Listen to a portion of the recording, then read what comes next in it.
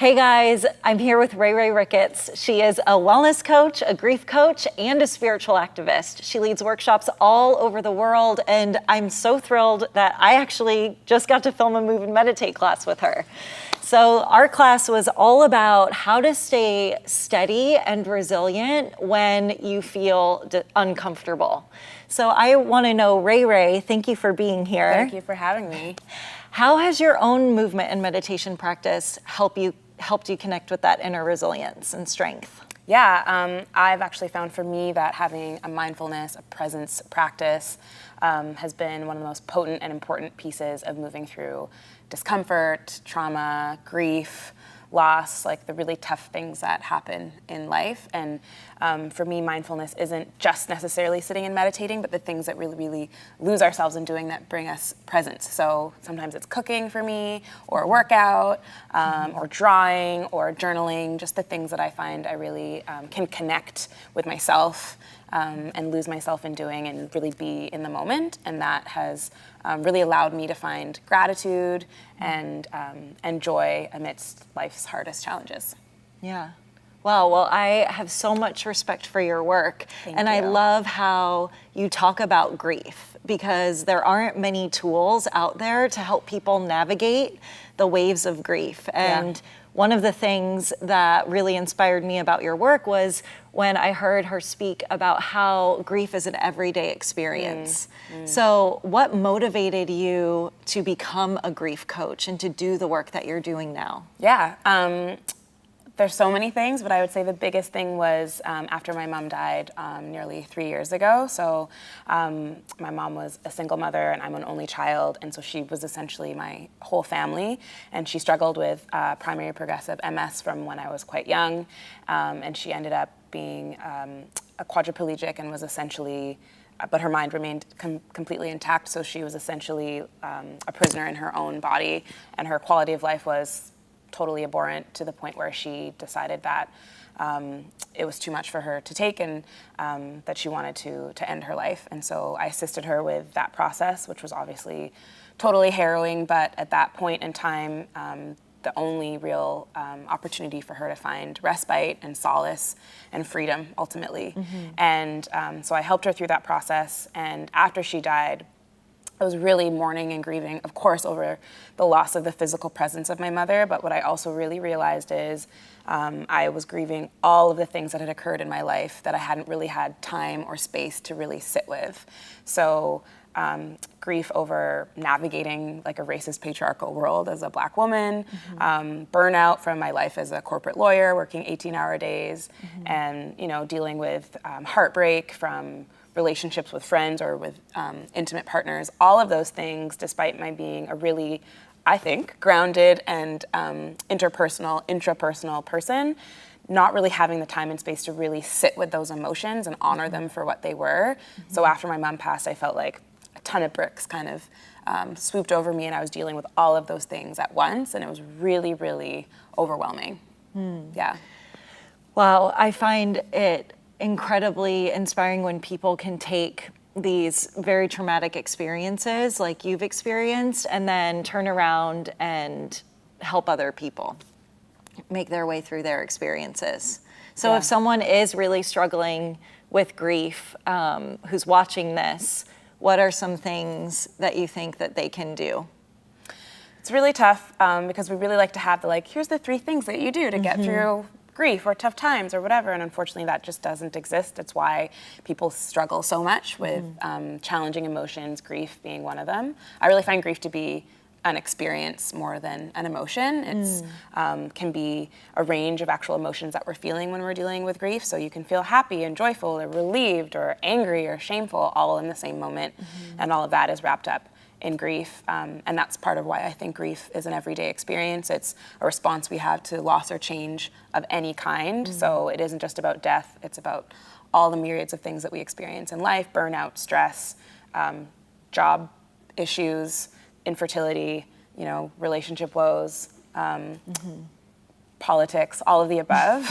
So when we think about it in that way, it's like, oh, grief is actually quite rampant in our day-to-day, and to take a moment to actually honor our emotions. So if you do feel like you're going through a tough time, and an experience of loss or grief or change, one of my biggest tools is actually finding presence, having the space and creating an opportunity for yourself, honestly, even if it's just a breath or two in the day, to take a moment for you to actually sit with yourself and honor whatever your feelings are and not feel like you have to shove them down or push them away or change them or alter them in any way, just like really allow them to be. Because we have feelings about our feelings, right? Yes. So when I was in the deepest parts of my grief, I was like, I feel so bad, and then you feel bad about feeling bad because everything on Instagram is awesome and amazing and I'm not in that space.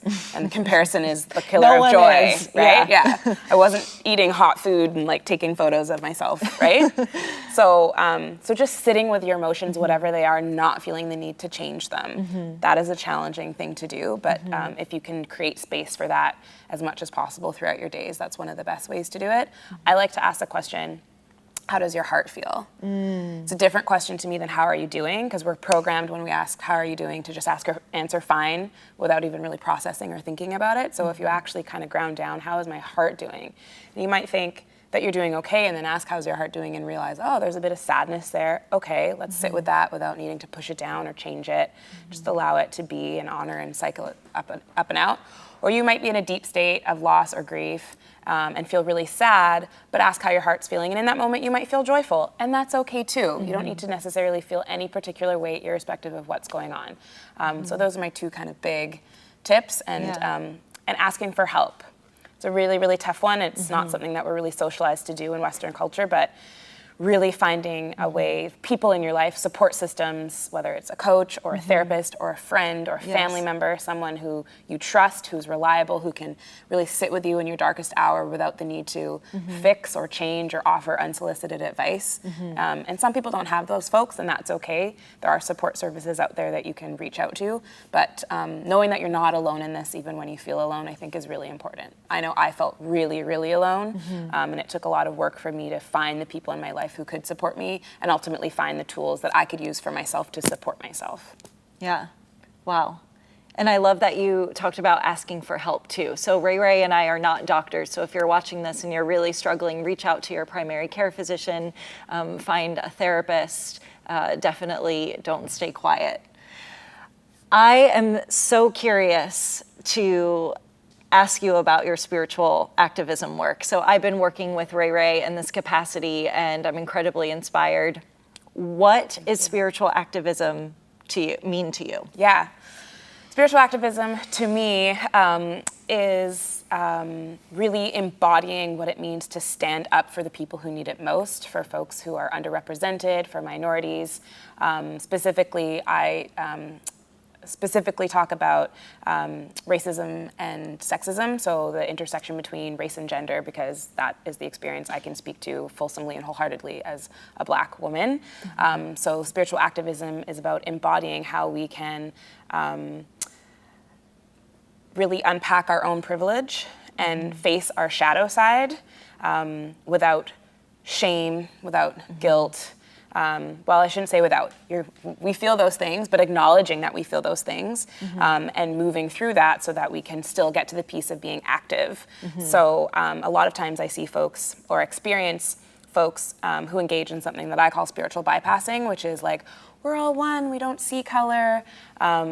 And that isn't actually helpful or fruitful in any way, shape, or form for us to engage and move forward and make meaningful change in the world. And so we need to be able to embrace the shadow side, which is the tough, conflicting, hard stuff. It's taking a long, hard look in the mirror and realizing the ways in which we participate in oppression of other people and moving through the tough emotions that we have about that, and then getting active, because being committed to anti-racism and fighting patriarchy is a daily practice. And if you're not participating in it every single day, then you're part of the status quo. And the status quo is racist and patriarchal. So what are you doing in your day-to-day to combat that? But before you can get to that place, you have to be willing to really face the shadow side. That doesn't make you wrong, that doesn't make you bad, even though you're probably gonna feel those ways. So that's the big piece first and foremost, is really like doing the inner work of being able to have that tolerance for the discomfort that comes with having these challenging conversations.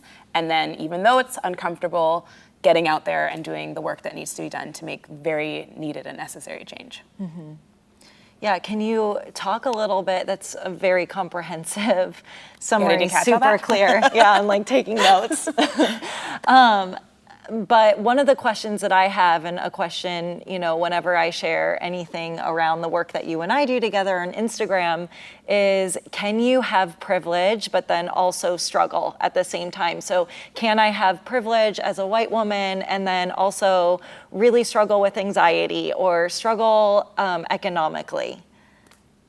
Yes. How would you answer that? Yes, right? Both can be true at the same time. Both can be true at the same time. And I think I certainly have privileges. I'm cisgendered, heterosexual, come from like middle, upper class, able-bodied, non-immigrant, English speaking, et cetera, et cetera, et cetera, educated, on and on and on. And then, of course, I'm a Black woman, and I have other forms of oppression. So you can be an oppressed oppressor, right? And we can have a real challenging time with understanding the dichotomy between that and the cognitive dissonance between being someone who has had struggles in our lives or who's been oppressed or discriminated in XYZ way, shape, or form, and then holding the capacity for understanding that that doesn't mean that you aren't also discriminating or oppressing others, right? We're multifaceted, complex humans, and so we're not, pardon the pun, but it's not black or white, and we can't just put things into silos. It isn't just left or right.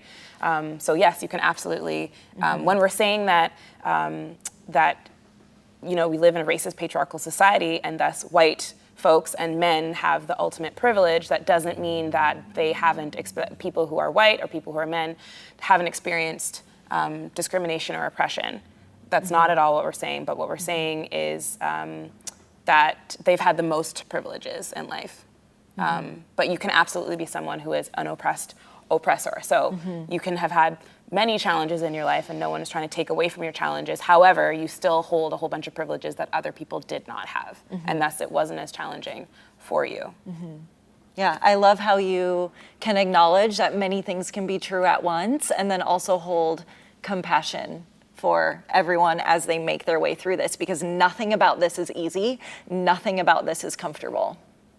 No, so not at all. Yeah. Yeah. Thank you for being vocal about it and being a real educator. Well, thank you. Okay, I have one more question for you. Do you ever get swept up in chasing perfection? And if so, what are some strategies to help you navigate that and not get swept up in those energies? Totally get swept up in perfection. I'm a recovering lawyer, so yikes. And yeah, great question. How do I recover from that and move through it? My support systems are really important for me, having mirrors of folks to let me know that like I don't have to do everything at 100% all the time, because they're really helpful in identifying and showing me how that leads to my own burnout, and how then once I'm burnt out, I can't actually do anything even close to 100%. So it's not helpful for anybody. And I really have embodied, especially since my mom died, really learning about taking care of myself and self-care, and understanding that when I do feel like I need to give more than I can give, or give in a way that takes too much from my own personal well-being, when I'm literally like, I like to think of it as like a cup, and if my cup is at like 50% and I'm just splashing things over the side to get stuff out to other people, and then my cup is empty, that at the end of the day I get completely burnt out, and not only am I unable to show up for myself, I'm completely unable to show up for others. So actually my ability to show up for myself allows me to sustain the ability to really truly show up for others. So that has been a huge lesson for me. I definitely didn't learn that easy or young. That took over 3 decades to figure out that I actually really need to care for myself. And I play with this notion of perfectionism. It comes up in everything that I do. Having my own business, like I want everything to be kind of perfect, but I really run with done is better than perfect. And also learning how to ease back, especially being a woman of color. You feel like you need to do everything 10 times better than everybody else because you need to prove yourself, which is a truth, unfortunately, in our society. But if I can really stand in the fact that I am enough and that I can be without doing, this is very challenging. This will be like my life's journey, but like the more I can really stand in I am enough, and I don't need to prove myself to other people. I just need to be who I am, and that I'm completely worthy in that. That really helps me quell this need to be perfect and good at everything. Not easy though. Yeah, not easy. I'm still learning. I think it's a daily practice. Oh yeah. I fuck it up all the time. But. Oh, well, thank you so much for being here Thank today. you. Before we say goodbye, where can people find you? You can find me on my website, www.rachelricketts.com, or on Instagram at RayRay3000. Okay. Well, thank you so much for Thank you. coming. Oh my God.